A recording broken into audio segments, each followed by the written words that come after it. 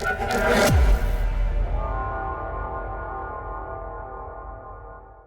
नमस्कार। आज हम स्टार्ट करेंगे सिक्स लेसन जो कि 7th क्लास की एनसीईआरटी का है। ईश्वर से अनुराग। अभी जो एनसीईआरटी की हमारी जो सीरीज चली हुई है ये हम 6 से लेके 12th तक करेंगे। इससे पूरी एनसीईआरटी कवर करेंगे हम। अगर एक बार एनसीईआरटी पढ़ ली जाए तो कोई भी एग्जाम का बेस बन जाता है। कोई भी हमें एग्जाम देना है तो उसका बेस तैयार हो जाता है। सबसे पहले हमें कभी भी तैयारी करने से पहले एनसीईआरटी पढ़ लेनी चाहिए। ईश्वर से अनुराग। ईश्वर से अनुराग का क्या मतलब है कि परमेश्वर का विचार, कि परमेश्वर का विचार मतलब क्या है, बड़े बड़े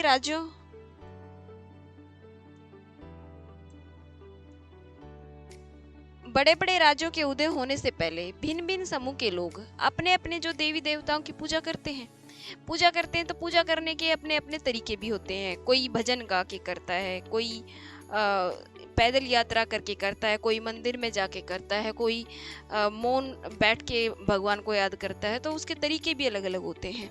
तो इसके बारे में ही पूरे इस लेसन में बताया है कि कैसे कैसे आज से जैसे सदियों पहले जो तरीके हैं कैसे रहे हैं। दक्षिण भारत में भक्ति का एक नया प्रकार। इसमें क्या दो नाम सुने होंगे, हमें बहुत बार पहले भी सुने हैं कि जो क्या होते हैं, नैनार होते हैं और अलवार होते हैं। नैनार और अलवार कौन होते हैं? 7वीं से 9वीं शताब्दियों के बीच कुछ धार्मिक आंदोलनों का प्रादुर्भाव हुआ। इन आंदोलनों का नेतृत्व नैनार और अलवार। नैनार कौन होते हैं? जो शिव भगत होते हैं। जो शिव भगत होते हैं उनको क्या कहा जाता है? नैनार कहा जाता है। अलवार कौन होते हैं? जो विष्णु भगत होते हैं उनको क्या कहा जाता है? अलवार कहा जाता है। ये संत सभी जातियों के थे। जैसे क्या होता था, जिसमें जैसे पुलैया है और पनार है, इनको एस्प्रस समझा जाता था। इन जातियों को क्या समझा जाता था? एस्प्रस। पुलैया और पनार समझी जाने वाली जातियों के लोग भी शामिल हो गए। वे बौद्ध और जैनों से कटु उनके जो आलोचक थे। शिव तथा विष्णु के प्रति उन्होंने सच्चे प्रेम की में मुक्ति का मार्ग ढूंढा। जो नैनार और अलवार होते हैं तो ये क्या होते हैं? घुमक्कड़ साधु संत होते हैं। वे जिस किसी स्थान पर गांव में जाते हैं वहाँ के स्थानीय देवताओं की प्रशंसा से सुंदर कविताएं रचकर उनको संगीत देते हैं, मतलब संगीतबद्ध करते हैं। फिर जो नैनार होते हैं और अलवार होते हैं उनकी ये बताई है कि कितने कुल मिलाकर कितने नैनार रहे हैं और कितने अलवार रहे हैं। 63 तो नैनार रहे हैं और 12 अलवार रहे हैं। कुल मिलाकर 63 नैनार है। जो कुम्हार, एक्सप्रेस कामगार, किसान, शिकारी, सैनिक, जो कोई भी अनेक जो जातियां उनमें पैदा हुए हैं, उनमें जो सर्वाधिक जो प्रसिद्ध रहे हैं वो कौन रहे हैं? अप्पा रहे हैं, समंदर रहे हैं, सुद्रा रहे हैं, मणिवक्का सागर रहे हैं। उनके गीतों के जो 2 संकलन हैं जिनका नाम है तेवरम और तिरुवाचकम। तेवरम और तिरुवाचकम। जो अलवार हैं उनकी संख्या कितनी रही है? 12 रही है। भिन्न भिन्न प्रकार की पृष्ठभूमि से आते हुए सर्वाधिक प्रसिद्ध हैं, जिसमें पेरिये अलवार है, उनकी पुत्री अंडाल है। इनके नाम दिए हैं कि ये, और इनका जो दिव्य ग्रंथ गीत दिव्य प्रबंधम ये इनका ग्रंथ रहा है।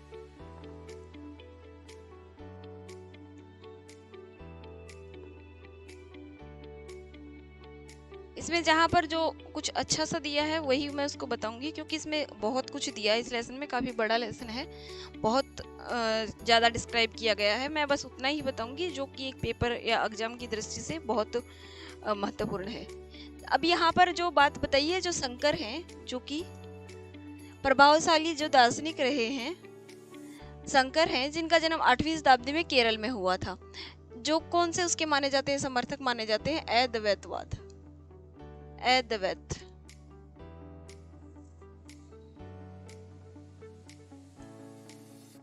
अद्वैतवाद के समर्थक माने जाते हैं जिन्होंने जीवात्मा और परमात्मा दोनों को एक ही माना है। उन्होंने यह शिक्षा दी है कि ब्रह्मा जो एकमात्र या परम सत्य है वह निर्गुण और निराकार है। मतलब उन्होंने भगवान को क्या माना है, निर्गुण माना है, निर्गुण मानना है, जिसका कोई आकार नहीं होता, वो माना है। शंकर ने हमारे चारों ओर के संसार की मिथ्या और माया, इसको मिथ्या माया माना है। संसार का परित्याग करना और संन्यास लेने में ही ब्रह्मा की प्राप्ति का सही मार्ग बताया है। फिर बताया है कि जो रामानुज हैं, जो 11वीं शताब्दी में तमिलनाडु में रहे हैं, पैदा हुए हैं, वो विष्णु भक्त रहे हैं और विशिष्ट दैवत्ववाद के सिद्धांत को प्रतिपादन को मानने वाले रहे हैं। सेम उनका ही मानना था कि जैसे उनके अनुसार आत्मा परमात्मा से जुड़ने के बाद भी अलग अपनी अलग सत्ता बनाए रखती है। रामानुज के सिद्धांत में भक्ति की नई धारा को बहुत, जो भक्ति की एक नई धारा में प्रेरणा मिलती है। फिर है बसवन्ना और वीरशैववाद। जो बसवन्ना है,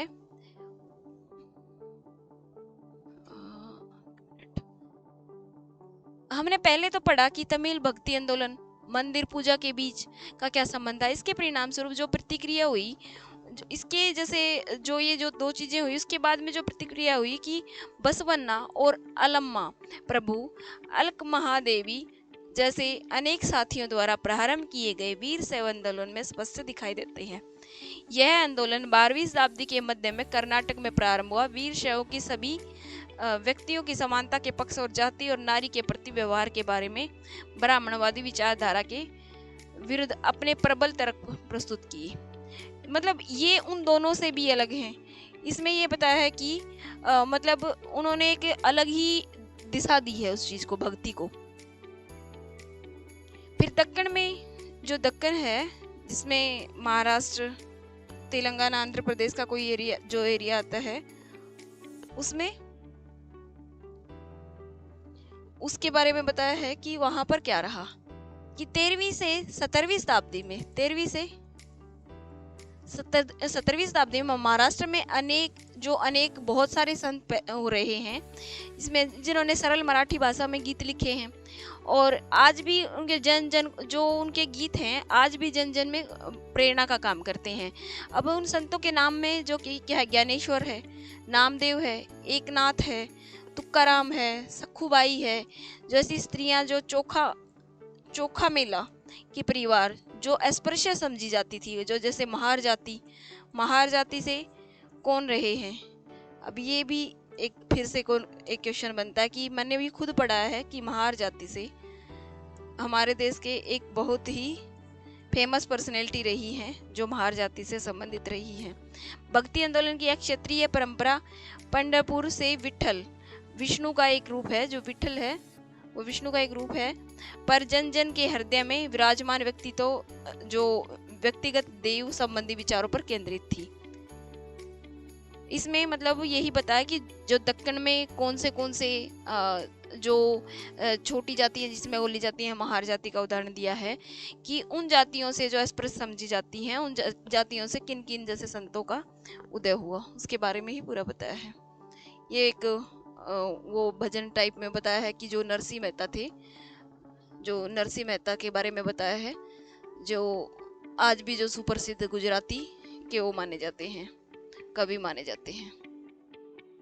इसमें नाथपंथी सिद्ध और योगियों के बारे में बताया है कि नाथपंथी सिद्ध और योगी कौन रहे हैं, जिन्होंने जैसे इस काल में अनेक धार्मिक समूह उभरे, जिन्होंने सामाजिक तर्क वितर्क का सहारा लेकर रूढ़िवादी धर्म की कर्मकांडों और अन्य बनावटी जो पहलू थे और समाज व्यवस्था की आलोचना की। उनमें नाथपंथी, सिद्धाचार और योगी जन उल्लेखनीय थे। इस संसार का परित्याग करने का समर्थन किया। उन्होंने क्या है, संसार का परित्याग करने का समर्थन किया। वो जो नीची जाति कही जाती हैं या फिर अस्पृश्य कही जाती हैं, वो ज्यादातर जो कवि थे इसके अंदर वो इसी उसमें से निकले हुए वो इन्हीं जातियों में से निकले हुए थे।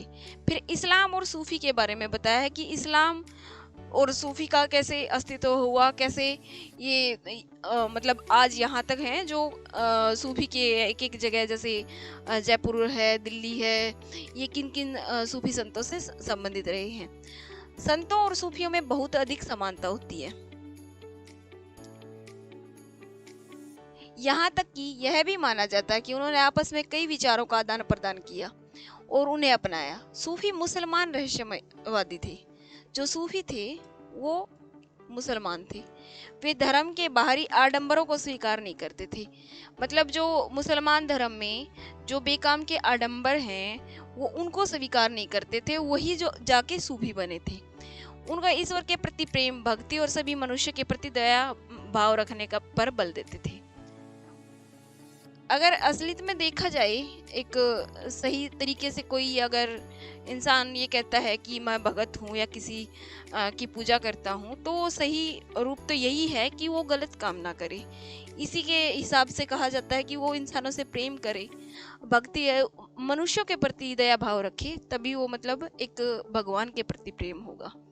इस्लाम है ना, जो इस्लाम हमेशा एक ईश्वरवाद पर आधारित रहा है, यानी एक ही भगवान को मानता है, जिसको क्या कहा जाते हैं, अल्लाह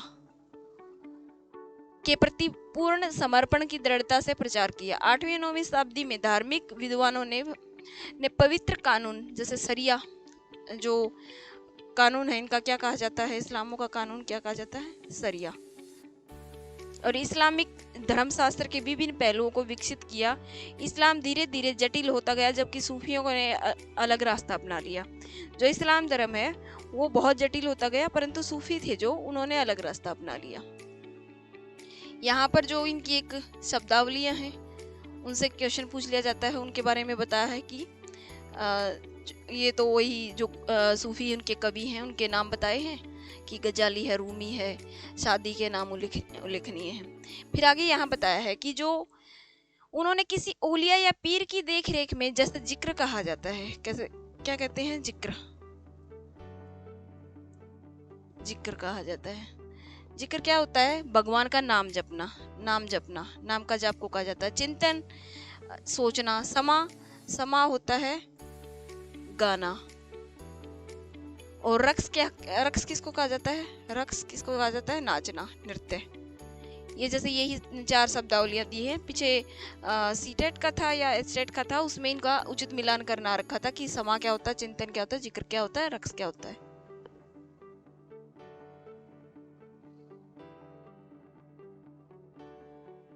ये जो अभी मैंने बताया था कि जो ख्वाजा मोइनुद्दीन चिश्ती से संबंधित अजमेर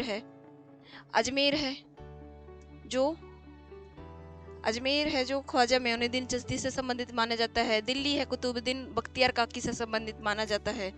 पंजाब में जो बाबा फरीद से संबंधित माना जाता है, और दिल्ली में ख्वाजा निजामुद्दीन औलिया और गुलबर्ग, इसे जो निजामुद्दीन औलिया से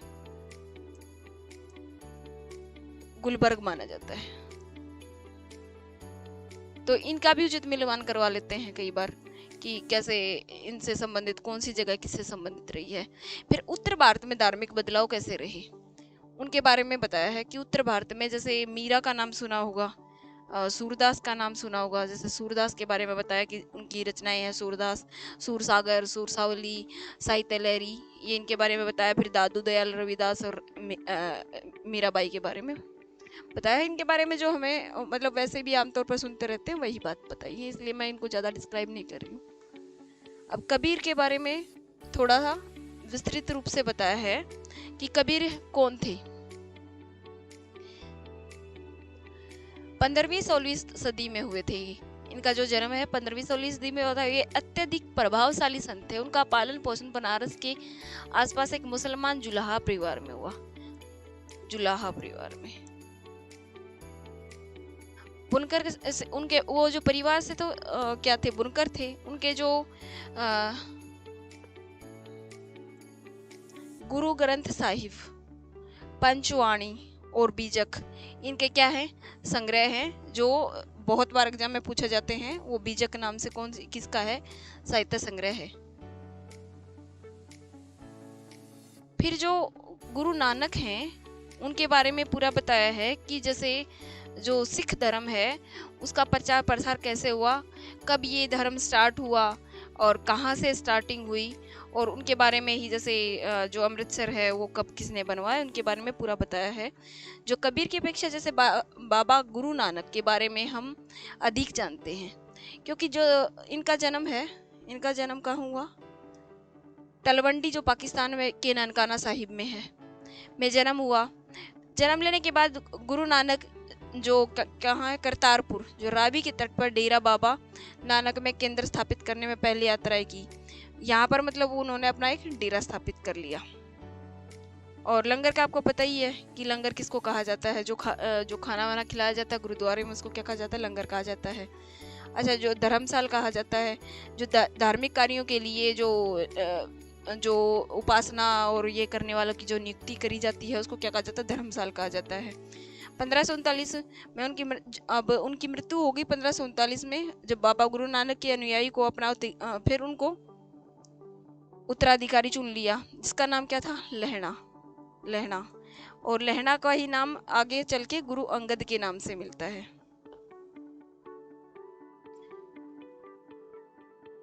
गुरु अंगद की जो गुरु अंगद है उसके 3 उत्तराधिकारियों ने अपनी रचनाएं लिखी, जैसे नानक के नाम से लिखी। इन सभी का संग्रह गुरु अर्जन ने 1604 में किया, 1604 में किया था। और गुरु अर्जुन को किसने मरवाया था, कमेंट करना इसके बारे में। 1706 में जो गुरु तेग बहादुर थे, उनको भी किसी ने मरवाया था, गुरु तेग बहादुर। इनको भी किसी मुगल सम्राट ने, और इनको भी किसी दूसरे मुगल सम्राट ने मरवाया था। इनके दोनों के बारे में कमेंट कर सकते हो। फिर जो स्वर्ण मंदिर है, जिसको हरमंदिर साहिब कहा जाता है, उसके बारे में बताया है कि किसने बनवाया।